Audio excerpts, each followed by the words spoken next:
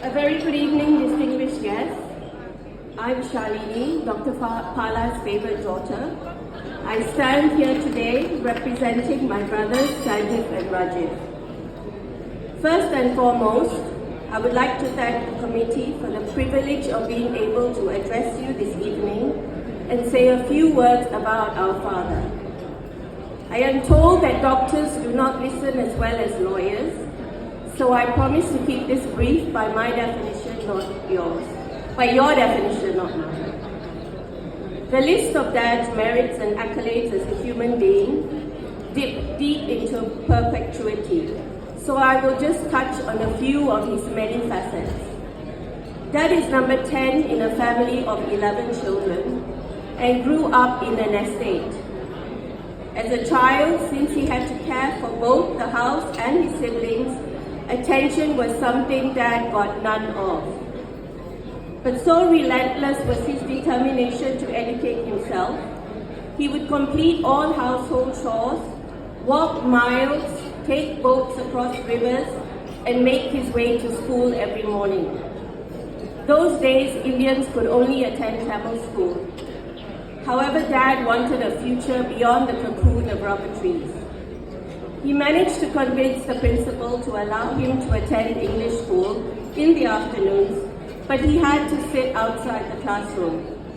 And when he was late, he was made to run around the field as large as an airplane hangar before he could attend class. But Dad did what he had to do. Education was always held in high regard in our family, and Dad once told me his real dream was to be a teacher. When it came to our higher education, Dad didn't want to take a loan. He worked tirelessly to gather the money.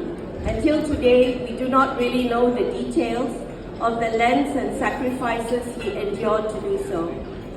And by some grace, Dad ensured that we obtained a total of 7 degrees between us. Dad is a forward thinker who never let social restrictions prevent him from doing what he thought was right. Except, of course, when I started to date. Then he became all traditional again. At the center of Dad's world sits my mother. He always says nothing would have been possible without her unwavering support. Truth, rightness, integrity, and honesty are big values in our household which we could not escape. As children, we would often say, "But they are doing it, why can't I?"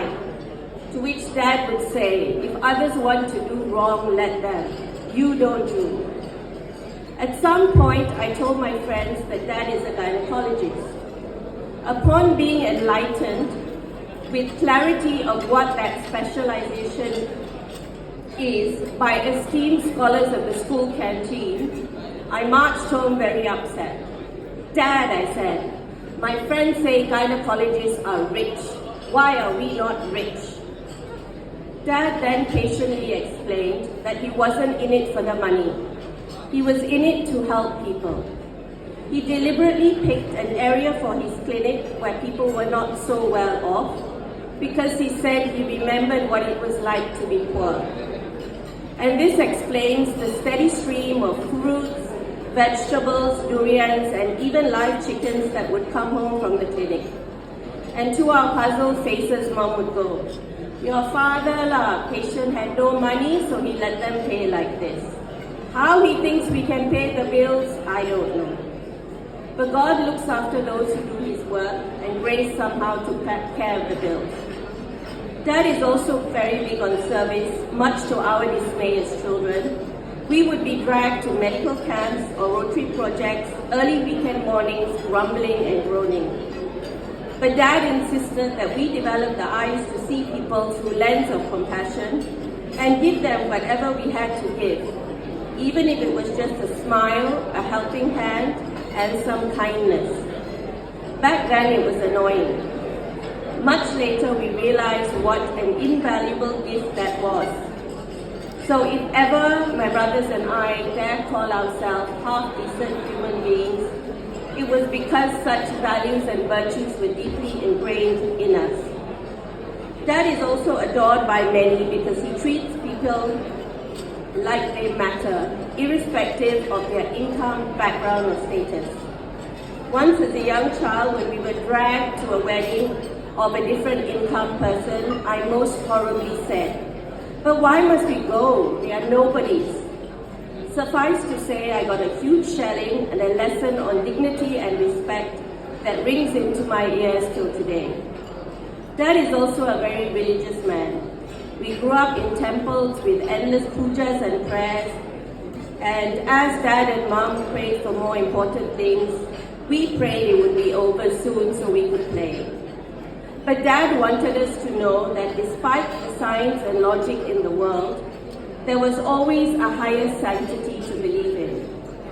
I don't think I have ever met another human being who gives and cares for others like Dad.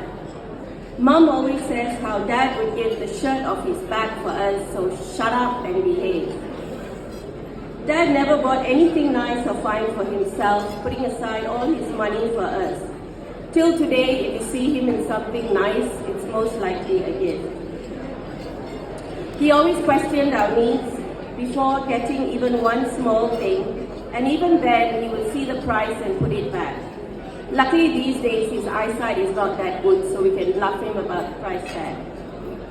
Often looking at the world, I used to look at Dad and wonder, is he for real?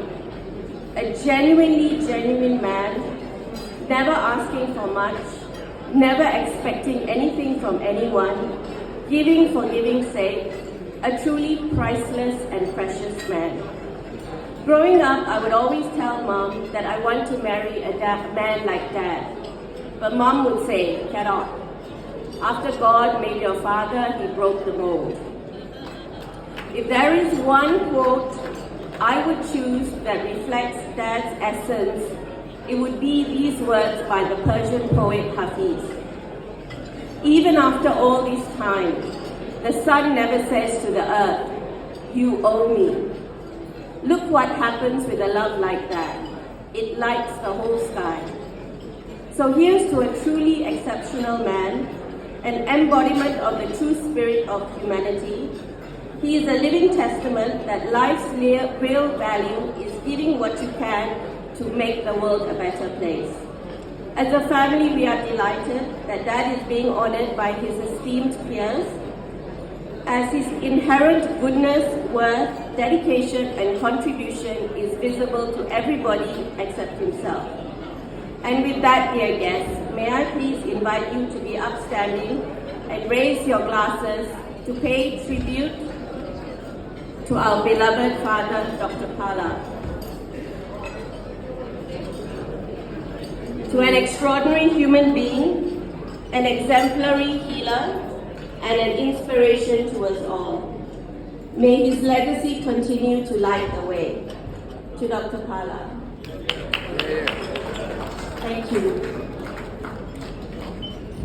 Thank you.